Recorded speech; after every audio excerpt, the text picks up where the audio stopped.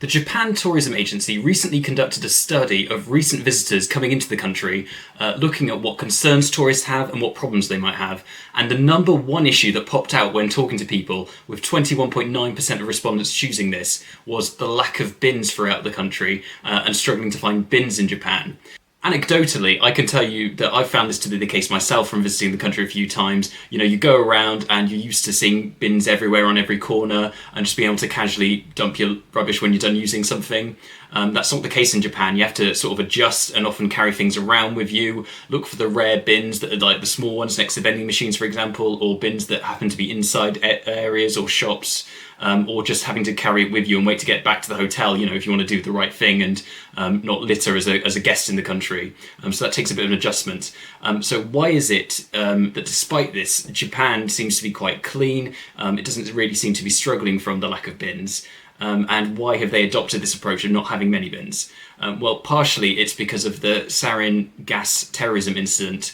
And this is quite similar to how in the UK, if you're in an airport, for example, or a train station, less and less do you see traditional bins, but it's more the see-through plastic bag that you can sort of drop your rubbish into for security reasons, because you can then see what's in the bin. I imagine it's quite similar in Japan, the reasoning behind getting rid of them. But it also seems to be a bit of a conscious decision as well as a security response, because there's this sense of personal responsibility that's been instilled in people throughout Japan, and that seems to have worked very well to keep the streets clean despite this lack of bins. Really emphasising taking responsibility for your own rubbish and thinking about, the cleanliness of your area and the city you're living in. And this is even seen, if you follow football, famously in the World Cup, for example, Japanese fans stayed after the game and, were cleaning up the stands and picking up litter, not just their own litter, but other people's litter. And so that seems to have really, that ethic of, caring about your environment and cleaning up really seems to have been successfully instilled in it throughout Japanese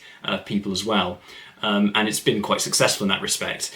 And also there has been advantages in this if you think that you save the associated costs with having to be always going and cleaning out bins and making sure they're regularly emptied, otherwise they're overflowing and dumping into the streets. It avoids attracting animals as a result, and when people miss the bin and just the general grossiness, because obviously you're never going to successfully clear a bin and keep it 100% clean and expect people to use it perfectly all of the time. That's just not human nature. Whereas if you expect people to take personal responsibility and you emphasize that, as has happened in Japan, it can lead to relative cleanliness, and it seems to have worked quite well. And so it's interesting to think about that. It's creates a bit of a culture shock for people visiting Japan who aren't used to that sort of a sense of personal responsibility and are just used to seeing a bin everywhere when they want to get rid of their rubbish. And it can be seen as a bit of an inconvenience or an adjustment in that sense.